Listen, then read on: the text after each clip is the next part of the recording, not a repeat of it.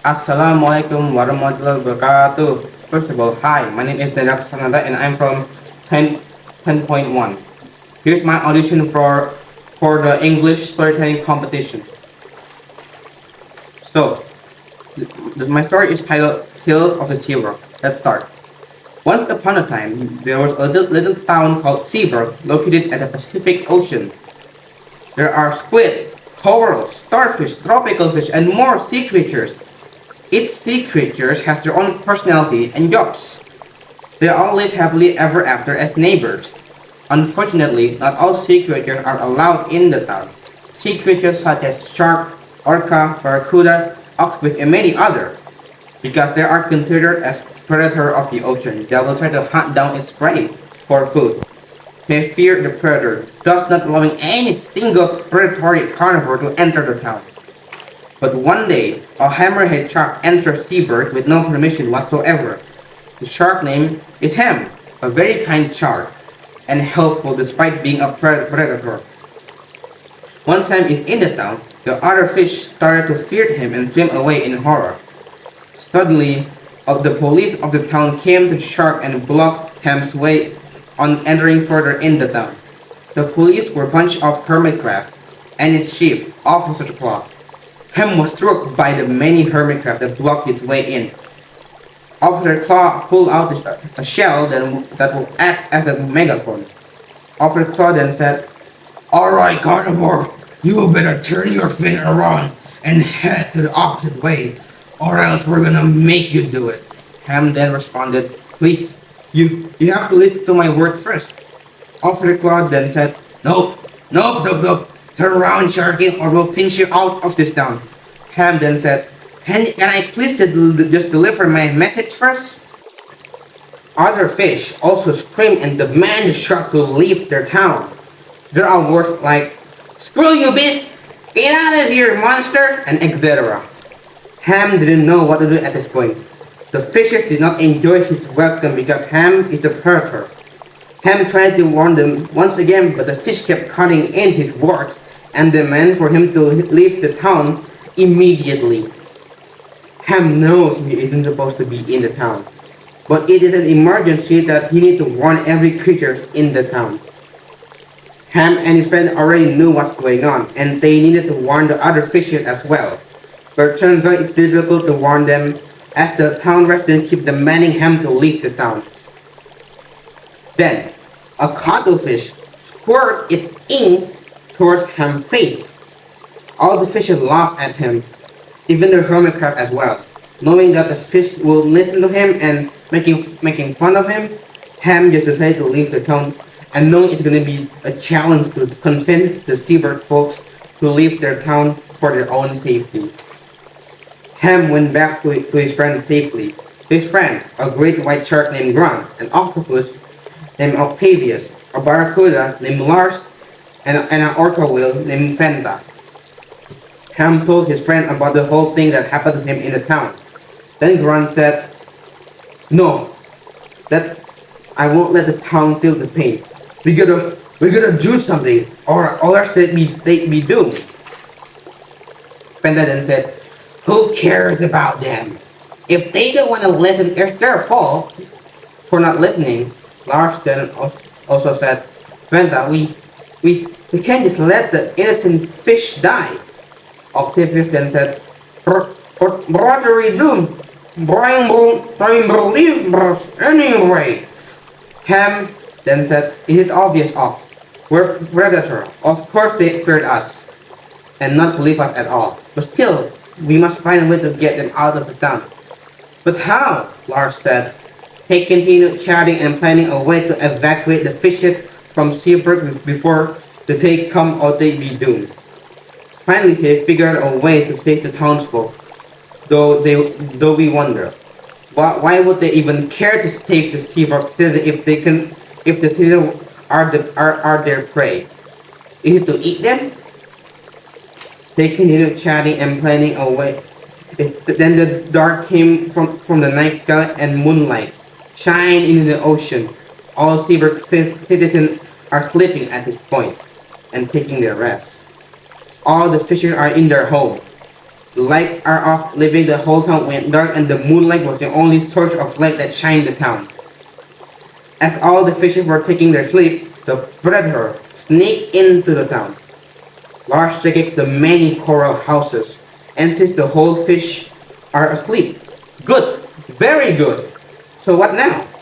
Well, the plan is for the five predator is to, well, being a predator. Wait, what? Actually, the plan is to scare the fish away till they're out of their tongue by not eating them at all, which means they're acting. Panda then said, God, I'm too big for this tiny city. Lars then said, so the plan is to freak out the citizen till they're scared away from this town? Ham then responded, yes, for all will act as if we're gonna eat them, but in reality we're not. Get it? Octavius then said, brr. I mean, we get it, but what then make us more predatory in the brr. Ham then also responded, yeah, I know, but it's for the good and we have no other option. Ron then said, yeah, Ham was right. Ham finally said, alright, let's get to our position. Ron, you swim to the north. Octavius, you swim to the south. Lars, you go to the west. And I will go to the east and find you from above. Anyone understand? Ron then responded, yeah, we understand. Alright, come on, move! Each of them then went to their specific location of where they would start their move towards the Seabrook citizens. Ham to east, Octavius to south, Ron to north, Lars to west, and of course Fanta will do from above. They will do a surprise attack towards the Seabrook citizens. But in the very far of the town, a light came from the surface. The light flashed from the storm cloud that's covering it, alongside the fog. What was it? Who knows? You'll see. All the five predators finally set on their spot to freak out the Seabrook citizens. Ham was on his position. Now knowing they will act predatory towards the Seabrook citizen is of course will level up the town's fear towards the predator fish. But what's more important now? Death or fear? Han thought for a second, and he chose to continue to the plan still. As his friend, they would do anything to short their time. But this kind of study must be covered up by aggression. It's for the good. The night started to get down. Ham will give a sign when it's time to freak out the townsfolk. They were prepared. Or are they? They must prepare now. When Pepper prepared his position to launch down, and the rest of the other created a huge roar alarm. Ham then said, when I give the sign, we attack. The sign is to attack when Ham starts to shake his upper fin, which his friend will able to see from far up. Now it's time. Ham take a deep breath. And it's time for the attack mode.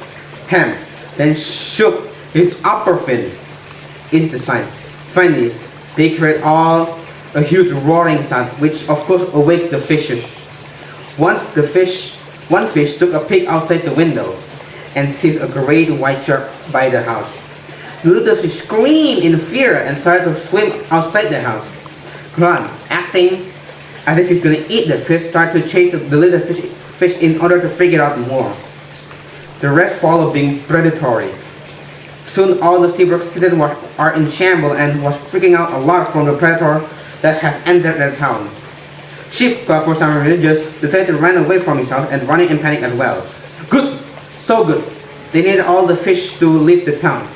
Ham, Ron, Lars, Octavius, and Fenda kept their scary act going until all the sea creatures had left the town.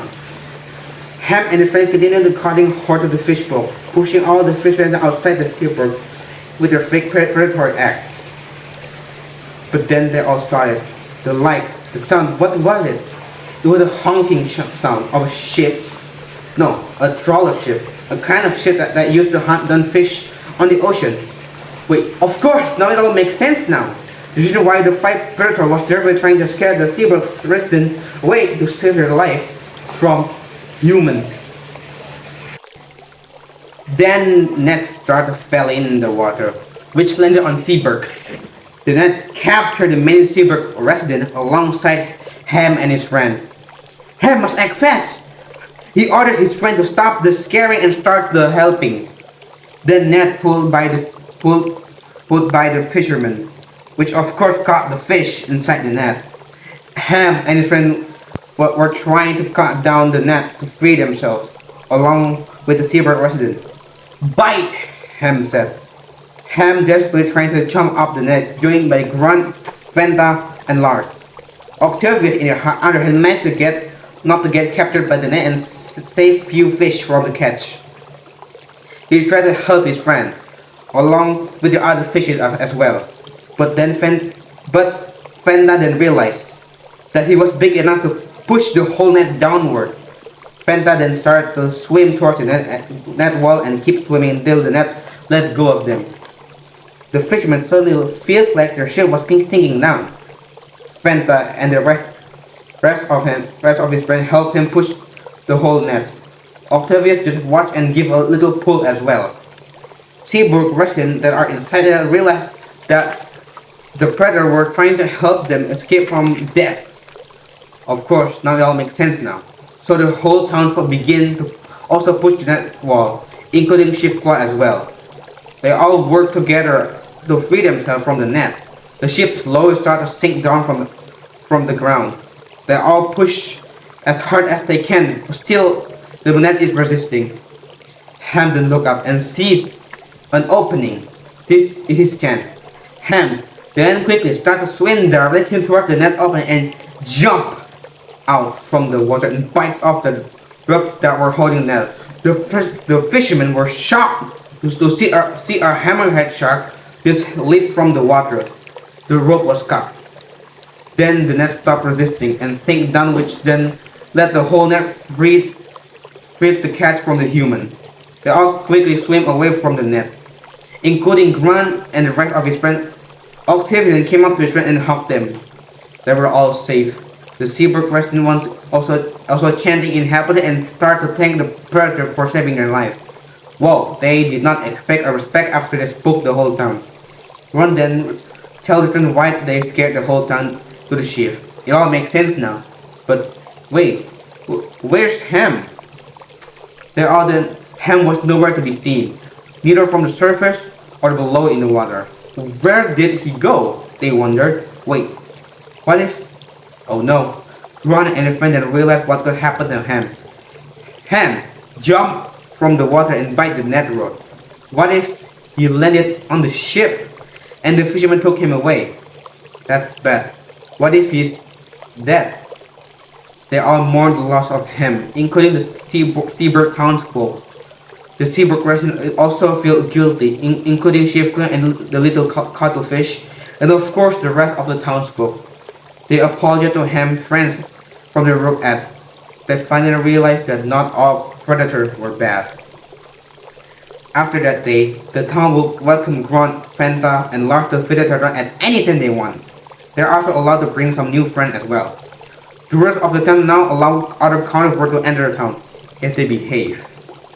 The townsfolk will also make a giant statue of Ham to respect him.